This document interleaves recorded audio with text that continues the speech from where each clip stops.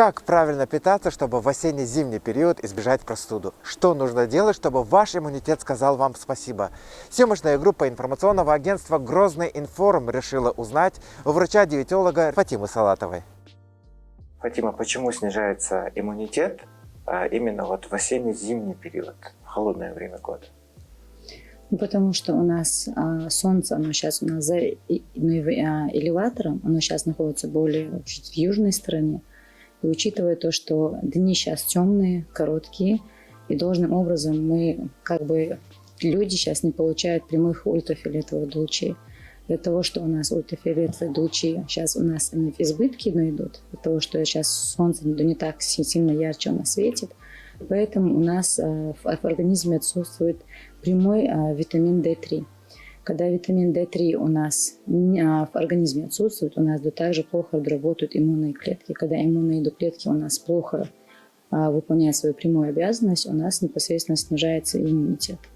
Но чтобы он не снижался, нужно, конечно, его укреплять различными витаминами.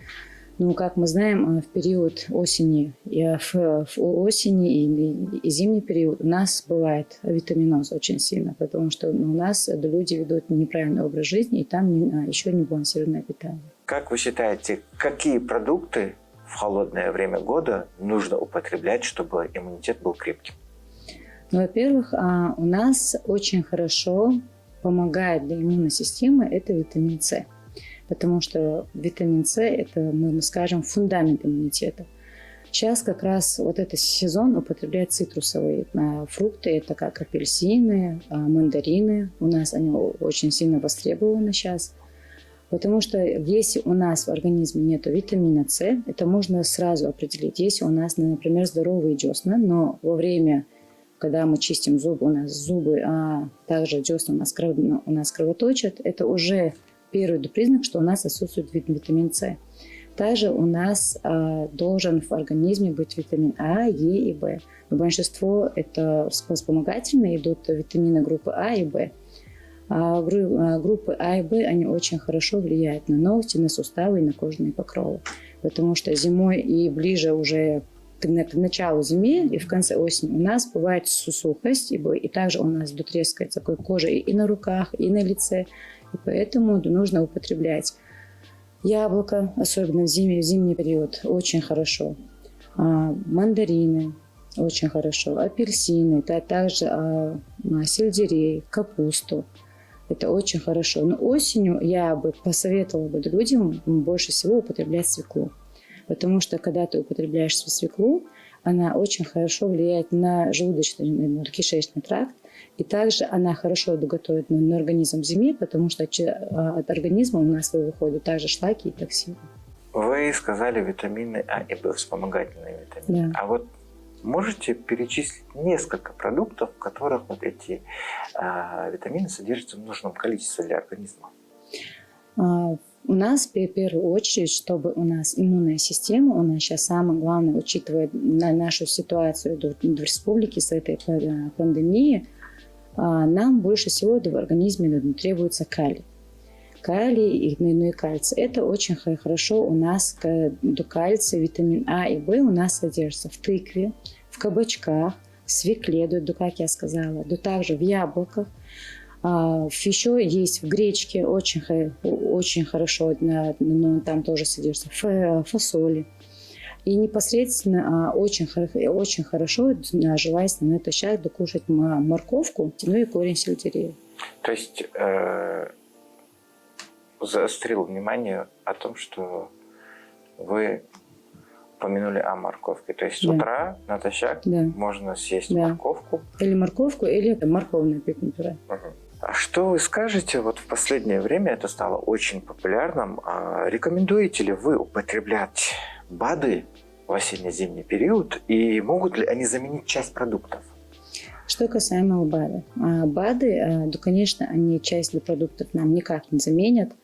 Лучше, конечно, употреблять, как говорится, с грядки и с ветки. Но на сегодняшний день у нас это не получается, потому что многие люди у нас живут в квартирах, и если есть земельные участки, эти земельные участки, например, не располагают, например, или к саду, или к огороду.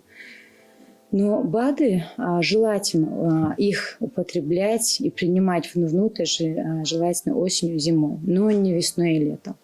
И желательно БАДы употреблять с кальцием, потому что, еще раз я говорю, что отсутствие кальция в нашем организме – это как бы разрушение фундамента нашей иммунной системы. Поэтому БАДы нужно брать с кальцием. Достаточно распространенное явление. Угу. Многие употребляют очень сильно имбирь в осенне-зимний период. Угу. Что вы можете сказать об этом? Полезен ли этот продукт для нашего организма в нужном количестве? И что может произойти, если человек потребляет избыточное количество имбиря? Ну, касаемо продукта имбиря, его большинство у нас молодежь употребляет в виде маринованного. Это когда они кушают японскую кухню. Это роллы, суши. Он там очень больше востребован. Но желательно его брать в свежем виде, который, например, вот корень имбиря, который у нас продается на рынке и на прилавках в магазине. Те люди, у кого почечная недостаточность, у кого проблемы желудочно-кишечного тракта, проблемы с кишечником, я бы советовала в небольших дозах употреблять имбирь и то его добавлять в чай.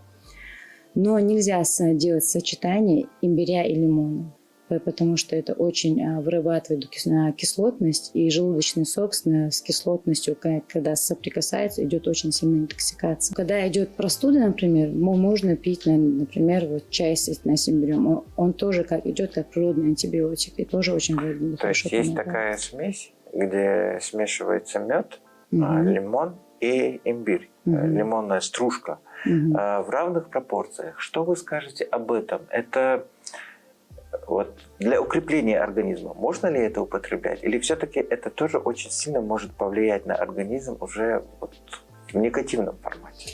Например, у кого нет проблемы, например, если человек не гипертоник, если у него нет проблемы желудочно-кишечного тракта, тогда эту смесь он может употреблять в первой половине дня, но не во второй половине дня. И при этом же он также должен доконтролировать свое давление. Если у него, например, еще нет проблемы с почками, просто не все воспринимают, у кого-то даже есть аллергия на имбирь, образуется аллергическая крапивница. Какие фрукты и овощи вы настоятельно рекомендуете в осенне-зимний период уменьшить количество употребления или вообще убрать? Например, я бы не рекомендовала в осенний и зимний период употреблять много винограда. Также не есть много инжира и сухофруктов, и также не есть много бананов. Потому что ни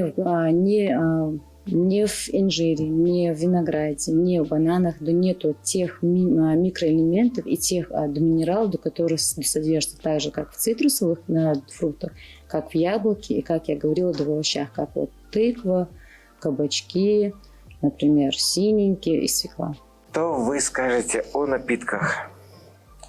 В это время, в осенне-зимний период, время, когда свирепствуют простудные заболевания.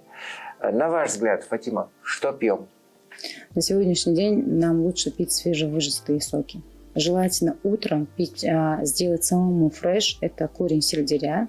Взять также одну морковку и яблоко семереньку. Это фреш, он очень хорошо помогает для сердечно-сосудистых заболеваний, да также очень хорошо влияет на наши кровяные сосуды, не забиваются на стенки у нас, и очень хорошо помогает для печени. Что самое главное, печень – это фильтр для нашего организма.